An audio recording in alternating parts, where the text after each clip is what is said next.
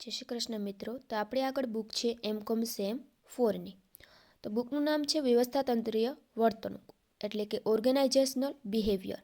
તો જમનાદાસ કંપનીની આ બુક છે.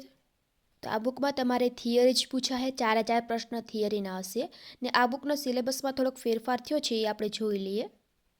મારી આગળ જૂની બુક છે તો આ જૂની બુકમાં શું છે કે આ મુજબના તમને ચેપ્ટર આપેલા છે, પરંતુ અત્યારે 2024નો સિલેબસ જોઈએ તેમાં થોડોક ફેરફાર કરવામાં આવ્યો છે. તો એ ફેરફાર કરેલ સિલેબસ છે ને અહીંયા છે. તેમાં યુનિટ નંબર 1 છે, એમાંથી પહેલો પ્રશ્ન, બીજામાંથી બીજો, ત્રીજામાંથી ત્રીજો અને ચોથામાંથી ચોથો. આ 4 યુનિટમાંથી તમારે એક પ્રશ્ન આવશે એક્ઝામમાં. તો પહેલો યુનિટમાં શું આવશે? પહેલા યુનિટમાં આવશે વ્યવસ્થાતંત્રીય વર્તણૂક. યુનિટ નંબર 2 બીજા યુનિટમાં શું છે તમારે? વ્યક્તિગત વર્તણૂક, વલણ, પ્રત્યક્ષીકરણ, મૂલ્યો, લાગણી, શિક્ષણ, વ્યક્તિત્વ ને અભિપ્રેરણા. આ એટલા બધા ટોપિક છે. આ બધા ટોપિકમાંથી કોઈ પણ એક પ્રશ્ન પૂછાય તમારે એક્ઝામમાં, બીજા નંબરનો 20 માર્કનો.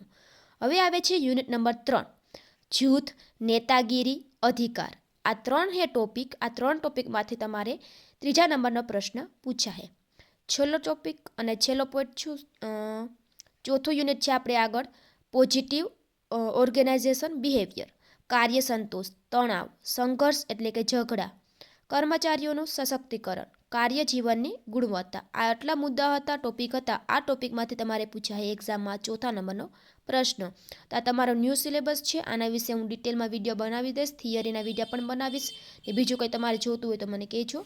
તો બસ આ બુક હતી તમારે, એમાં તમારે થિયરી પૂછાય એક્ઝામમાં, થિયરી કરવાની રહેશે. તો આ વિડીયોમાં બસ આટલું જ.